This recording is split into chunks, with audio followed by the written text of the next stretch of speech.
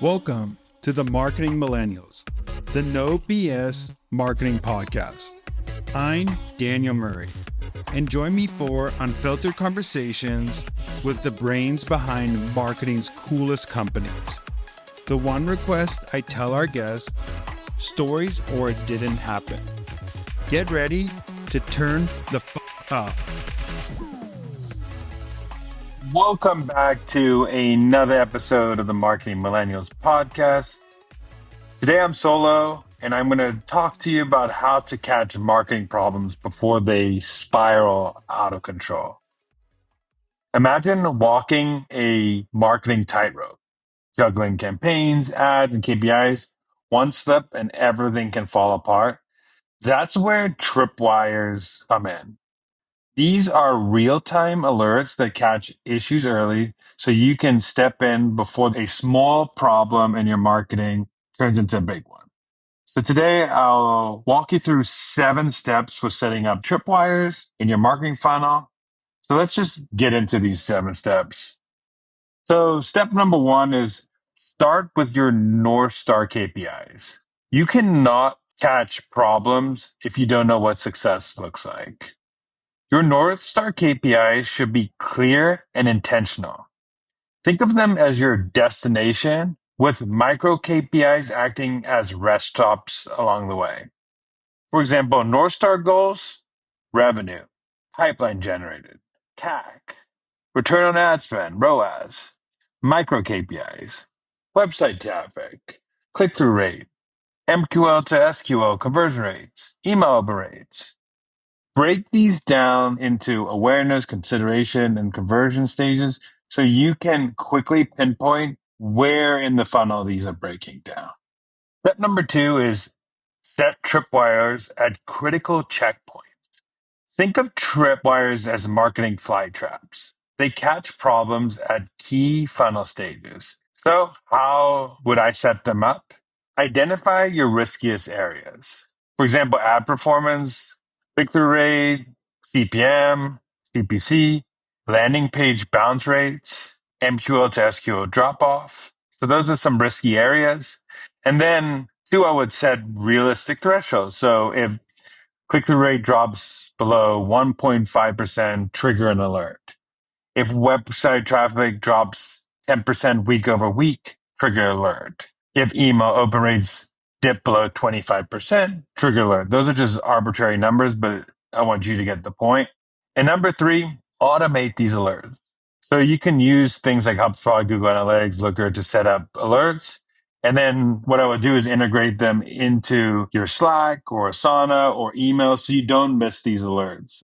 The next step in step 3 is monitor the leading metrics to stay ahead.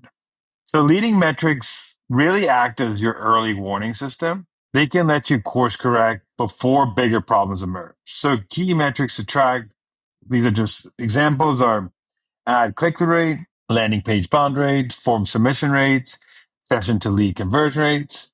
Why? Because if click-through rate drops, it creates a ripple effect that impacts your whole funnel. So catch it early and you can fix conversion rates before it tanks instead of waiting months before you say, oh, wait, what's going on with revenue or what's going on with click-through? Why are we getting less demos or why are we getting less sales? Spot these early and you can catch it way before.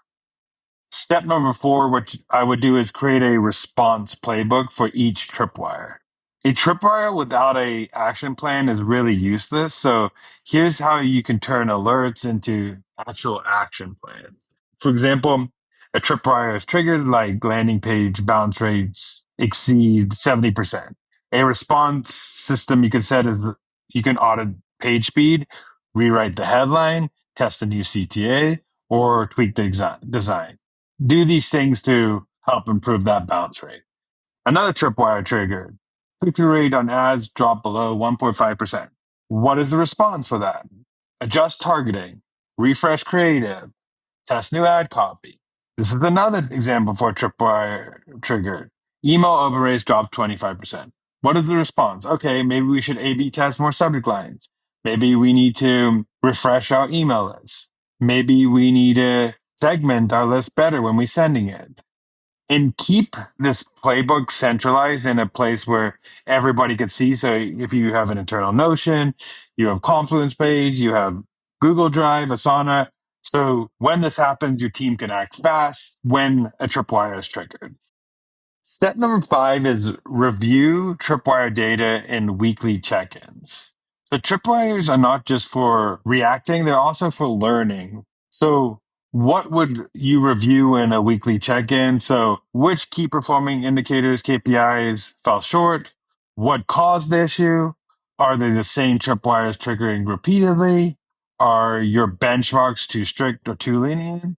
Adjust as needed so you're always refining the process. If you do this quarterly, you start missing things. So I always like a weekly quick stand up, 15 minutes, just to go over these, what's happening.